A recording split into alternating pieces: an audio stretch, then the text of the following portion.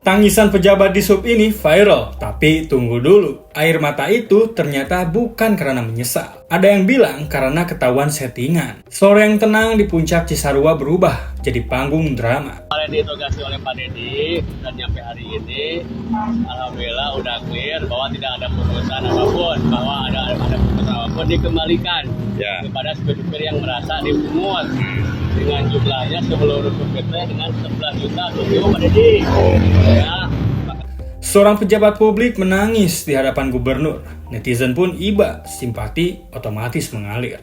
Tapi semua berubah ketika sebuah video rahasia bocor. Pejabat itu ternyata nggak cuma menangis, tapi juga menyusun skenario di balik layar. Bahkan sempat memberi perintah. Kalau gubernur tanya, jangan langsung bilang iya.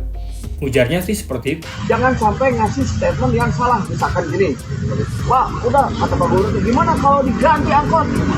Nah, jangan dulu, iya, awal. Dan sejak saat itu, satu nama jadi sorotan, Dadang Kosasih, Kabid Dishub Bogor. Selamat datang kembali di True Stories Channel. Hari ini kita akan menyelami sebuah drama panas yang mengguncang puncak Bogor, Jawa Barat. Sebuah kisah yang diawali dengan tangisan, tapi justru membuka tabir kelam di balik jabatannya.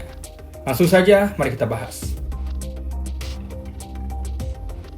Di sebuah video yang diunggah langsung oleh Gubernur Jawa Barat, Deddy Mulyadi, terlihat seorang pejabat berseragam biru tua menyeka air mata. Bukan malu ya, ini bos udah target, ternyata jawabannya, kalau kasih jawaban, ya udah siapa, Pak Gubernur. Dialah Dadang Kosasih, Kepala Bidang Lalu Lintas dan Angkutan Dinas Perhubungan Kabupaten Bogor. Ia menangis, katanya karena difitnah. Katanya juga, dia di-framing seolah-olah memotong kompensasi supir angkot selama larangan operasi di Lebaran. Sebuah kebijakan mulia dari Gubernur Deddy Mulyadi yang berniat mengurangi kemacetan di kawasan puncak dan menggantinya dengan bantuan sebesar 1,5 juta per supir. Tapi, apa benar air mata itu tulus? Beberapa hari setelah video tangisan itu viral, akun Twitter @heraloebs mengguncang publik dengan unggahan yang tak kalah mengejutkan nih. Sebuah video berdurasi 1 menit 29 detik itu muncul memperlihatkan Dadang Kosasih sedang memberi instruksi dalam sebuah briefing rahasia. Dia pun berkata seperti ini. Ntar saya liatin uang 11,2 juta. Nggak nyampe, kan saya akan liatin uangnya 11 juta 200 itu, nah, ntar saya ke videoin, dikasihin segala macam. Nah, biar latangnya itu Pak Gubernur, ya. Oke, siapa? Nah, itu saya videoin yang dikasih segala macam biar datanya ke Pak Gubernur. Rekaman ini bukan sekedar curhat. Ini strategi, ini settingan, bahkan lebih jauh. Dadang menginstruksi agar para supir tidak langsung menyetujui ide-ide gubernur. Kalau Pak Gubernur tanya mau diganti angkotnya, jangan langsung bilang iya. jangan sampai ngasih statement yang salah, misalkan gini, Pak, udah kata Pak Gubernur, gimana kalau diganti angkot? Nah, jangan dulu, iya, awal. Sok padu wae ya.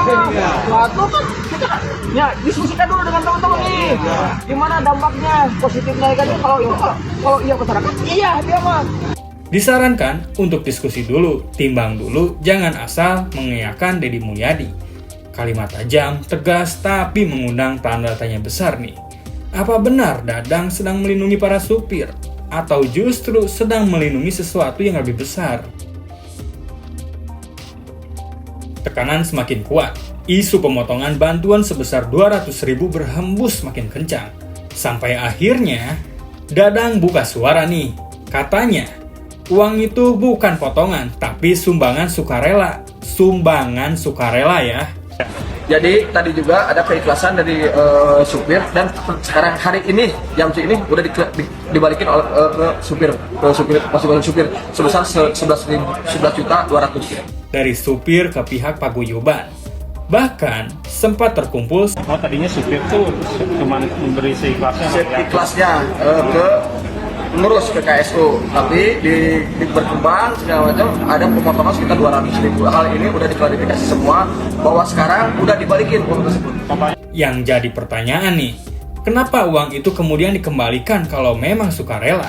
Kenapa harus ada pengakuan dan klarifikasi kalau ada yang salah? Sore itu di pinggir jalan kawasan Puncak Cisarua Bogor, Dadang kumpulkan nih para supir. Bukan untuk menghibur atau memberikan solusi, tapi justru memberi arahan. Dia pun berkata seperti ini. Kalau ditelepon Pak Gubernur, hati-hati bicara, jangan asal iya. Kan belum tentu. Jangan iya. Gimana kalau kita ganti? Iya. Ada yang tanya, Pak boleh lewat jalur biasa? Makanya buat kita apa? Ya jelas saya pikir gimana caranya dampaknya sejahtera buat teman-teman itu saya mah. Jangan sampai dampaknya hulang gini. Kalau mau dari Sarua bawa penumpang borongan bisa. Pokoknya lewat Jakarta. Ya. Udah, Jakarta ya. Pokoknya di sini clear. Ya. Kalau ada saya sikat nih. Kalau ditelepon Pak Gubernur, hati-hati ya kalau bicara jangan asal iya. Terus, ada yang tanya nih, salah satu supir angkot, Pak, boleh lewat jalur biasa? Jawabnya dengan tegas.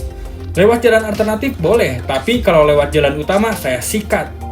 Terasa keras ya, bahkan intimidatif nih. Udah, Jakarta ya. Pokoknya di sini clear. Ya. Kalau ada saya sikat nih. Tapi dibalut dengan narasi seolah ingin melindungi. Publik mulai bertanya-tanya, apakah Dadang Kosasi ini korban fitnah atau dalang drama air mata? Apakah dia hanya menjalankan tugas atau menyusun siasat? Dan yang paling penting, kenapa Deddy Mulyadi seorang gubernur yang dikenal vokal dan tajam memilih mengunggah momen tangisan Dadang ke publik? Apakah ini bentuk sindiran halus atau awal dari sanksi yang lebih keras? Kasus ini belum selesai. Yang jelas, publik sekarang tahu nih satu hal. Di balik drama air mata, selalu ada cerita yang tak terlihat ya. Dan tugas kita adalah terus membuka mata. Karena kadang, pelaku paling licik justru menangis paling keras. Sampai jumpa di episode selanjutnya. Jangan lupa like, share, dan subscribe untuk kisah-kisah nyata penuh misteri, konspirasi, dan investigasi lainnya. Terima kasih sudah menonton.